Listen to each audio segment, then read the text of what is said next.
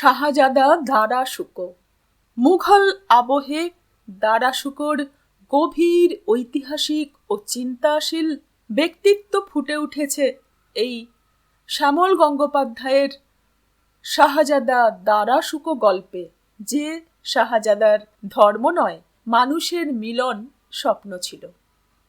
নমস্কার, শুভ সন্ধ্যা। শাশ্বতী সিনহা টক্সে আপনাদের সবাইকে স্বাগত। আপনারা শুনছেন শ্যামল গঙ্গোপাধ্যায়ের শাহজাদা দারা শুকো। আজ তৃতীয় দিন। শুরু করি। আফগান মনসবদার নাজবুল খাঁয়ের তাঁবে ঘোড় সওয়ারি জীবনে আমিই তো বাদশাহী হুকুমে জঙ্গল সাফ করে গাঁয়ের পর গাঁয়ে হামলা চালিয়েছি। আল্লাহর রহিমে আমি গাঁয়ের মেয়ে আর ছেলেদের কয়েদ করেছি। খাসা তলোয়ারের মুখে মরদদের খতম করেছি। গরু বাছুর তাড়িয়ে নিয়ে গেছি। চাষবাস বন্ধ করেছি। ফলন্ত জওয়ার ভুট্টা জ্বালিয়ে দিয়েছি। এই তাগাদ কি খোদা তালার মোহর? ছোটা কয়েদ থেকে কচি গলার কান্না ভেসে আসছিল। জাত ভাই বাকি সব আহেদি কয়েক মঞ্জিল জুড়ে খুন্তাঘাটের এই জঙ্গল বেড় দিয়ে তাঁবু ফেলেছে। 10 আহেদির ছোট ছোট সেপাই ছাউনি, দূরে বড় ছাউনির এগিয়ে থাকা দল। সনাতনের বউ কান্না শুনে বেরোবার পর্দার সামনে ঝাঁপিয়ে পড়ল। তাকে আটকানো মীর শফির পক্ষে কঠিন হয়ে পড়ল। মরদ হলে সে একটা লাথি কষিয়ে দিতে পারত, কিন্তু এ যে বেসাহারা আওরাত, চাষি পাইকান ঘরানার বউ। শফি নিজেও হেলমাদ নদীর পাড়ে সেরা জমিনের সেরা কান্দাহারি চাষি বাড়ির জওয়ান। সে শক্ত করে হাতখানা ধরল। খবরদার, আমায় যেতে দাও ভাই। ধক করে উঠল শফির বুকের ভেতরটা। ভাই? তার হাত আলগা হয়ে যাচ্ছিল।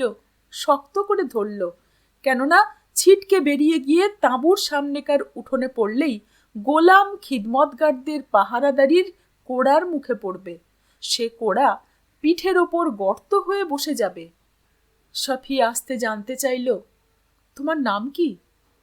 থমকে দাঁড়ালো সনাতন পাইকের বউ। কেন?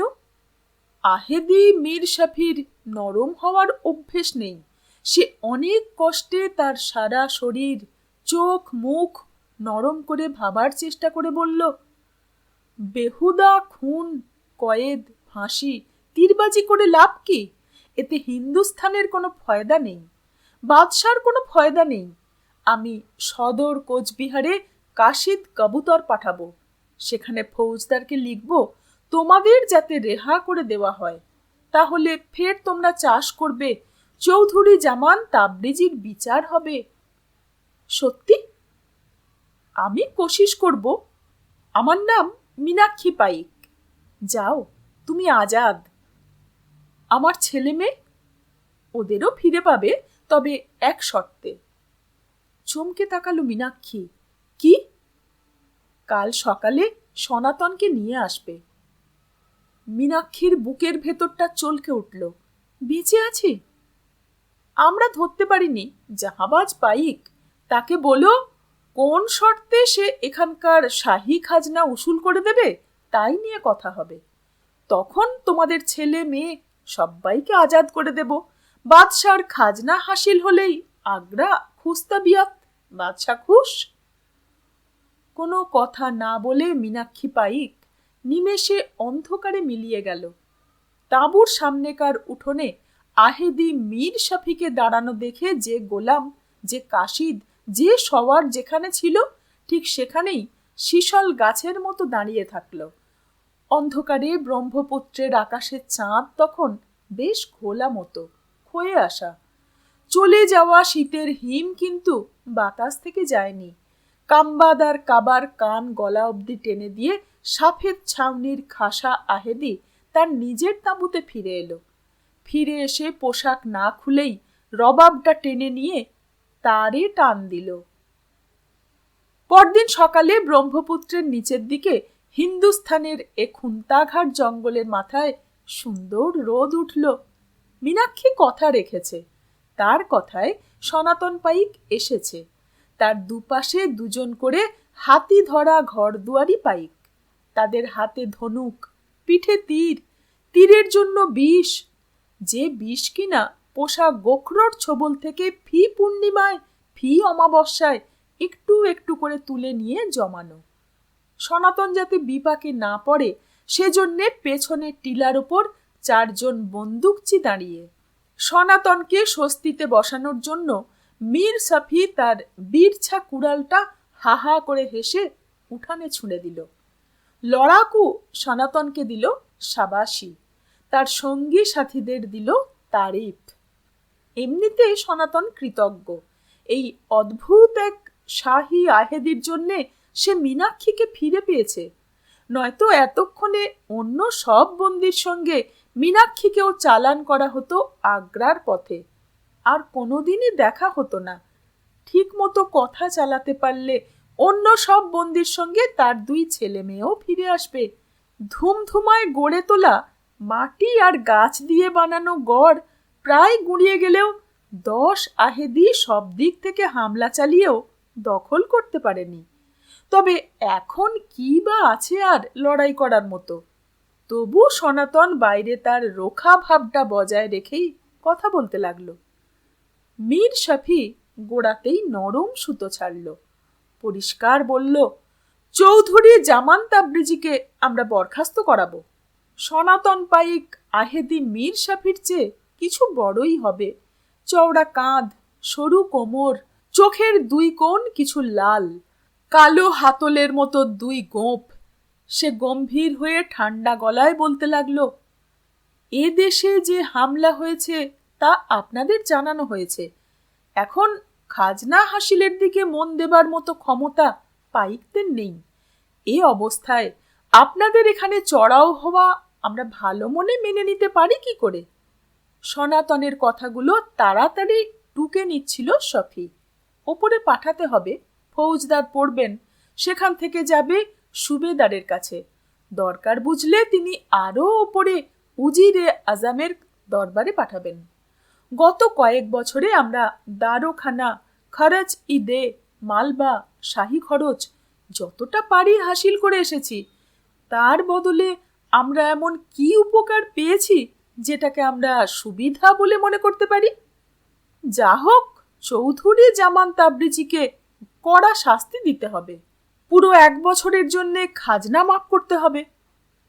এখানে আহেদি মীর সাফি লিখল, ইয়কলাল দরসত আজ মোতালেবে মাল গুজারি না ফরমান্দ।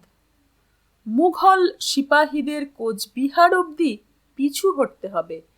পাইকদের মাইনে তাদের সরাসরি দিতে হবে। শাহী খাজনার খাতে সেগুলোকে যোগ করা চলবে না। এখানে সফি লিখে নিল, মজুরারি পাইকানে যা দাখিল জমা না করে দে। ব্যাস। মীর সাফি উঠে দাঁড়িয়ে সোজা হয়ে সনাতন পাইককে জড়িয়ে ধরল। জড়িয়ে ধরে বহুদিন পরে সে যেন হেলমন্দের তীরে তার আব্বাজানের গেহু ক্ষেতের গন্ধ পেল। উল্টানো পাল্টানো জমিনের একটা বিশেষ গন্ধ যেন উল্টো দিকের মানুষটার বুক থেকে উঠে আসছে। লিখতে লিখতে আহেদি মীর সাফি বুঝতে পারছিল, আর যাই হোক, মোগল সৈন্যদের পিছু হটার কথায় ফৌজদার কিছুতেই রাজি হবে না। পাইকদের মজুরি খাজনার হাতে জমা না করে সরাসরি ওদের হাতে দেবার কথাতেও ফৌজদার রাজি হবে না। রাজি হয় কি করে? উজিরে আজিম আসফ খাঁর কড়া হুকুম, বকেয়া খাজনা উসুল করে যে করেই হোক জমা আর হাসিলের ভেতর ফারাক কমিয়ে আনতে হবে। অথচ এই তেজি ভুখা পাইকরাই বা কোত্থেকে খাজনার রূপে পাবে? সাফেদ ছাউনি থেকে তড়িঘড়ি ছুটে আসা 10 আহেদির আজম সে নিজে। তার একার সাহসে সে এখন কয়েদ করা জেনানা আর বাচ্চাদের ছেড়ে দেবে, তাতে যা হয় হবে। একটা সরকার মানে কি শুধু কয়েদ করা, গোলাম বাঁধি বেচে মান্ডি থেকে আশরাফি তোলা? এ কথাও মনে হচ্ছিল মীর সাফির। সামনেই তো কমাস পরে পূব দেশে হিন্দুস্থানের বিখ্যাত বর্ষা শুরু হয়ে যাবে। এ বর্ষা যে কি সুন্দর, এমনটি কখনো হেলমন্দের তীরে দেখা যায় না। তখন ঘোড়া হাতি বিলকুল বেকার হয়ে যাবে। সেই সময় এই পাইকরা বাগী হয়ে উঠলে আবার তো চড়াও হওয়ার হুকুম আসবে। লাভের ভেতর একটা সুবিধা হলো, সনাতন পাইকের চেহারা জানা ছিল না, সামনাসামনি ইয়াদদাস্ত হয়ে গেল। খোদা না করেন এই বর্ষার শেষে আবার এখানে তাকে হামলা চালাতে হয়। গোলামদের দিকে তাকিয়ে সাফি হাত তুলে কয়েদখানা খুলে দিতে ইশারা করল। পাইকান ঘরের মা বউয়েরা তার আগেই নীলা রঙের কয়েদ তাঁবুর সামনে এসে জড়ো হয়েছে। তাদের আর তর্সই ছিল না। ওদের সবার সামনে সনাতন পাইকের বউ মীনাক্ষী। এখন দিনের আলোয় এই জেনানাকে সে ভালো করে দেখল। কোথায় কাবুল, হিরাট, আর কোথায় ব্রহ্মপুত্রের দক্ষিণে খুন্তাঘাটের এই জঙ্গল। এখানে মীনাক্ষী তাকে ভাই বলে ডেকেছিল। ওর তো এতক্ষণে আগ্রার পথে 2 মঞ্জিল রাস্তা পার হয়ে যাওয়ার কথা ছিল। শাহী সরকারের কত লোকজন, কত দপ্তর, আমির, ওমরাহ, জায়গির, মনসব, জায়গিরদার, মনসবদার। কেউ কেউ মনসবদার হলে তাকে জায়গির দিয়ে বলা হয়, তুমি তনখা মনসবদার। জায়গা থেকে খাজানার তনখা তুলে তাই দিয়ে ঘোড়ার নাল থেকে হাতির ঘি, চিনি সব চালাতে হবে তাদের। বড় বড় রাজপুত রাজা মহারাজা হলো গিয়ে ওয়াতন মনসবদার। তোমার সিংহাসন, রাজত্ব সবই থাকলো, তোমার মাস মাইনে, ঘোড়সওয়ারের খরচ খরচা সবই তুলবে তোমার রাজত্ব থেকে। আর আমরা যারা আফগানি, ইরানি, তুর্কি আহেদি মনসবদার, আমাদের তনখার রুপেয়া আশরাফি আসবে শাহী খাজানাখানা থেকে নগদে। জায়গির ওয়াতানে আমরা নেই। মানুষ ভাবে আসমানের বিজলির আগে আগে, মনের ভেতর সেসব ছবি তুর্কি ঘোড়ার চেয়েও বেশি জোরে ছোটে। কিন্তু চোখের সামনে ইনসানের কাজকর্ম চলে দুনিয়ার চালে। গোয়ালে বাছুর ফিরলে গাই যে চোখে তাকায়, যেভাবে ডেকে ওঠে, আদর করে, ঠিক সেইভাবে কয়েদ তাঁবুর সামনে মা বউরা তাদের বাচ্চাদের বুকে জড়িয়ে ধরছে, কেঁদে উঠছে, ফিরে পেয়েই যে যার ঘরের পথে জঙ্গলে মিলিয়ে যাচ্ছে। যদি অবশ্য ঘর বলে এখনো কিছু থেকে থাকে। মোটমাট 16টা লেড়কি আর 31টা লেড়কা নিয়ে তাদের আব্বা আম্মারা মুহূর্তে কাঁটা আর সেসাল গাছের গহীন জঙ্গলে মিলিয়ে গেল। এবার সনাতন পাইক একা, সঙ্গী শুধু কয়েকজন ধানুকি আর দূরের টিলায় কজন বন্দুকচি। সনাতন নিজেই এগিয়ে এসে সহবত মোতাবেক তসলিম করল। পাল্টা তসলিম জানিয়ে মীর শাফি শাহী সরকারের একজন আহেদি আজামের উপযুক্ত সম্ভ্রম নিয়ে সিধে হয়ে দাঁড়ালো। তার চোখের সামনে সনাতন পাইক সঙ্গী সাথী নিয়ে মিলিয়ে যাচ্ছে। তার মিটমাটের শর্তগুলো এখন এখানে। সেগুলো ছোট চিরকুটে লিখে কাসিদ কবুতরের পায়ে বেঁধে দিতে হবে। কবুতর উড়ে যাবে কোচবিহারে ফৌজদারের সদরে। যাক, মীনাক্ষী পাইক তার ছেলে মেয়ে ফিরে পেয়েছে। হিন্দুস্থানের আসমানের নিচে এই মুহূর্তে মীনাক্ষী সবচেয়ে সুখী আওরাত। একজন মানুষকে সুখী করতে পেরে নিজেও যে কতখানি সুখ পাওয়া যায় তা একটু একটু করে টের পাচ্ছিল মীর সাফি। রোদ এখন চড়া। ঘোড়সওয়ারদের রান্না চেপেছে। সহিসরা ঘোড়ার গায়ে চিরুনি বোলাচ্ছে। ছোলার জাব ঘোড়াদের মুখে। সারা হিন্দুস্থানে বাদশাহ জাহাঙ্গীরের পল্টন ছড়িয়ে আছে। ঘড়ি ধরে এই একই কাজ সহিসরা করে চলেছে এখন। কি বিরাট পল্টন বাদশার! কয়েকশো মনসবদারের তাবে কয়েক লাখ পল্টন। তারপর ইউসুফজাই, বেঙ্গল, সাঁওতাল, ভিলদের নিয়ে বাদশার জঙ্গলি লস্কর। গায়ে গায়ে ছড়ানো হাজার হাজার জমিনদারের তাবে 140,000 জমিনদারি সিপাহী। এছাড়া আছে উজিরে আজম থেকে গোলাম পেয়াদা তাক বাদশার আরও কয়েক লাখ খিদমতগার। তাদের লোক লস্কর, ঘোড়া, ঘোড়ার জিন, কত কি! ভাবতে ভাবতে মীর সাফির মাথাটা ঘুরে গেল। কবে এই বিরাট আয়োজনের শুরু হয়েছিল? কবেই বা লোকজন, পল্টন, তাঁবু, খিদমতগারদের নিয়ে সদাই বয়ে যাওয়া নদীর সমান এই স্রোত শুকিয়ে আসবে? আসবে তো একদিন ঠিকই। তখন সে সাফেদ ছাউনির কাছে লোদিদের এক সুলতানের ভাঙা গোসালখানা দেখেছে। শখানেক বছর আগের সেই হামাম তাকে মনে করিয়ে দেয় তাগাদ, ঐশ্বর্য, জাঁকজমক আর নিয়তি। গত 8 বছরের পল্টনি জীবনে সে একটু একটু করে এসব বুঝতে পারছে। এই যে বিরাট শাহী সরকার, যার শুরুয়াত কোথায় শেষ কোথায় দেখা যায় না, তার ভেতরকার জখমি খুন মীর সাফি আজকাল স্পষ্ট দেখতে পায়। হামলা, চড়াও, খতমি, ভুখা ইনসান, আগ্রার মান্ডিতে, লাহোরের লাল চকে গোলামবাদীর কেনা বেচা, এসবই মোগল হিন্দুস্থানের সুর চেহারার এক বনেদি জখম। এই জখমি খুন আর ভালো হবার নয়, ভেতরে ভেতরে নিয়তি তার সুরঙ্গ খুঁড়ে চলেছে। বাদশাহী খাস খরচে খাজনার জমা যা লেখা থাকে তার কাছাকাছিও হাসিল হয় না। তা হাসিল করতেই ঘোড়সওয়ার ছোটে। মনসবদার জায়গিরদারদের যত ঘোড়সওয়ার, ধানুকি, হাতি, বন্দুকচি থাকার কথা তা তারা রাখতে পারেন না। পারবেন কোত্থেকে? খরচে কুলোয় না। যার রাখার কথা 5,000 ঘোড়সওয়ার, তার তাবে রয়েছে আসলে 2,000 ঘোড়সওয়ার। কেননা তার তানখা মনসবে দারোখানা খাজনার জমা যা লেখা আছে হাসিল হয় তার চেয়ে অনেক কম। তাই ব্যাপারী, চাষি সবার উপর পল্টন হামলা চালায়। সারা মোগল সরকারই চলছে ঘাটতিতে, অথচ বাইরে রীতিমতো কেতা দুরস্ত, ভেতরটা ফাঁপা। শুধু সুখে আছে রাজধানী আগ্রার রোজিনাদাররা। তারা ভোর হলে রোজকার খরচ খরচা শাহী খাজানাখানা থেকে পেয়ে যান নগদে, কোনো কিছুই ভাবতে হয় না তাদের। যেমন উজির সাদুল্লাহ খাঁ। মীর সাফির ধারণা সামনের মাসে নওরোজের সময় বাদশাহ জাহাঙ্গীর সাদুল্লাহ খাঁকে ইজফা দিয়ে মনসবদারিতে উঠিয়ে নেবেন। ওপরে উঠে তাজা মনসবদার সাদুল্লাহ খাঁ টের পাবেন তানখা মনসবি কি জিনিস। একটা কটু আনন্দে সাফির মনটা ভরে উঠল। এক একটা মনসবি যেন এক একটা বে ইনসানি কারবার, অন্যায় আর অত্যাচারের কল। সে নিজে এই চাকার কাঠি হয়ে পড়েছে এই 8 বছরে। এক এক সময় মনে হয় সব ছেড়ে ছুড়ে চলে যাবে হেলমন্দের তীরে তাদের গাঁয়ের বসত বাড়িতে।